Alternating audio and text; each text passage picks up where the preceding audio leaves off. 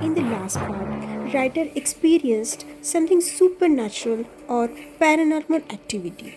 He saw a old creepy lady.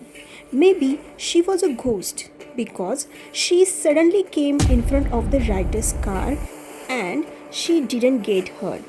Strange, right? Then what happened with writer? Let's see in this part. So Wednesday and Thursday came and went.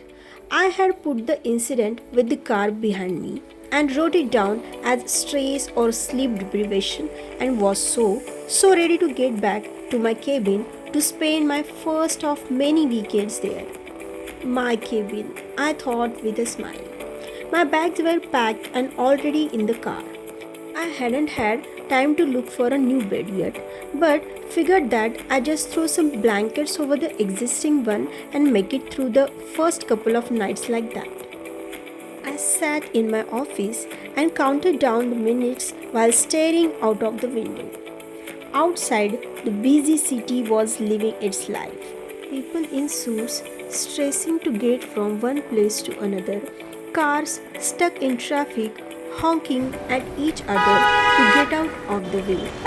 Buildings of all sizes packed tight together, blocking out the last few hours of the afternoon sun, casting shadows on the streets and stopping the fresh air from freely flowing, whilst containing all the foul stench of the city with their broad, tall walls looming above all. I absolutely couldn't stand it here. I felt claustrophobic amongst all this. No, I needed to get back out there, to the cabin.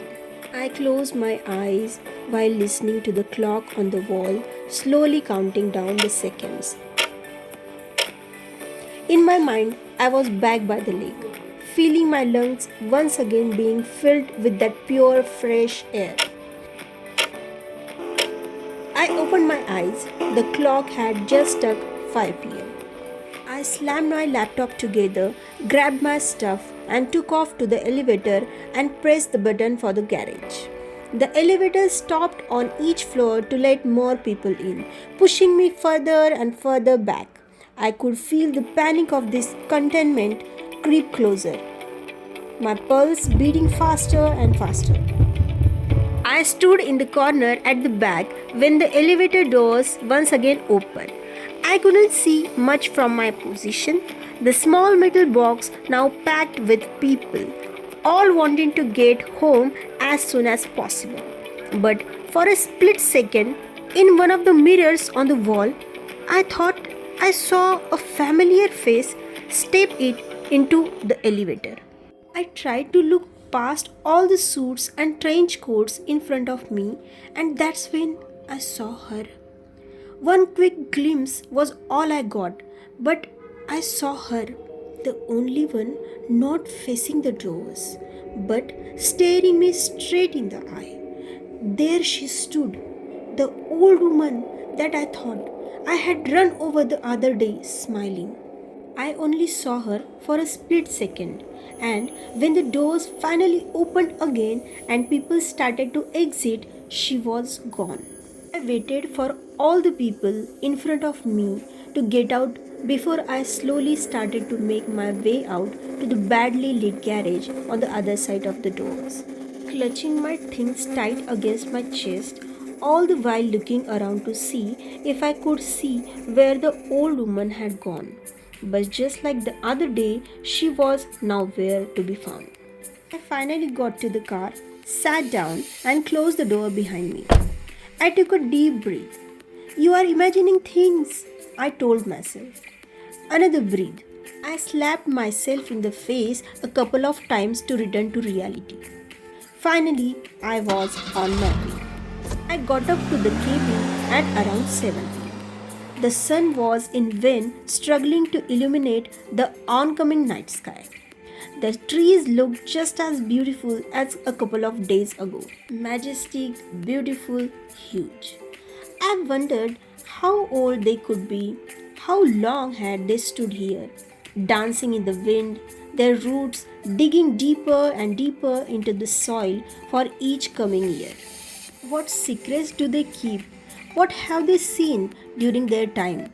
After uploading my stuff from the car, I unlocked the front door and flung it open, dropping my bags and belongings on the couch, and immediately started to get a fire going in the big fireplace. The soothing sound of the wood starting to crackle and catch on fire soon filled the small living room, along with the calming smell of a warm fire. I went out into the kitchen and brewed a big mug of strong black coffee. I took the mug into the living room and started to look a bit more closely on the stuff that the previous owners had left behind.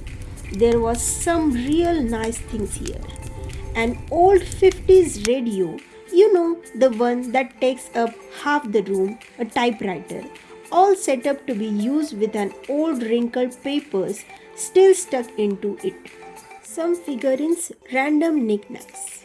I started to go over the books on the bookshelf and noticed that they all had the same theme. They were old books, like really old antiques about spirituality, religions, dark magic, crystals, and stuff like that. I had never been interested in things like that, but I got intrigued. I pulled one of the books out and sat down on the couch, skimming through it while sipping my coffee and listening to the fire, now at full blaze, spreading its warmth around the cabin. I can't understand how people still believe in this stuff, I thought to myself while flipping through the pages. I went to put the book back up on the shelf when I noticed the painting hanging over the fireplace. How had I not noticed this before? It was a big oil painting with a thick, hard carved, dark wooden frame. A painting of this very cabin. It looked old, but the cabin in the painting basically looked the same as it did now. The quality was amazing, so much detail. All the small differences in the colors of the wood on the house, the hundreds, if not thousands of leaves on the trees, each carefully painted, the way the sun broke through the clouds in the sky and reflected on the lake. The lady in the window. Wait, what lady? I looked again. There was no one in the window. I had to rub my eyes. I swear I saw someone there just now. I must be getting tired and hungry. I could hear my stomach growl. I hadn't eaten since lunch. I brushed away the unsettling feeling of the painting and went back into the small kitchen. Damn, I was supposed to stop and buy groceries on my way up. I had totally forgotten. I had literally nothing to eat. I better drive into the small town to get some food. Though, while putting my jacket back on, I downed the last of the coffee and placed the mug on the mantelpiece above the fireplace, then stepped out through the front door. Just like last time I was up here, the wind had now picked up again. The trees were once again swaying violently from one side to the other, desperately trying to hold on to the last of the yellow reddish leaves as they were being ripped from their branches in the wild gusts, like a mother trying to hold on to her child in panic. I got out to my car and started to drive away when I took a quick look in my near view mirror and saw the exact spot that the painter must have stood while creating the painting above the fireplace. I swear I could see someone standing in the living room window, if only for a split second. I stopped the car and turned around to get a better look. There was no one. Was anybody there in the living room? What is the mystery of the painting on the wall? Let's find in the next part.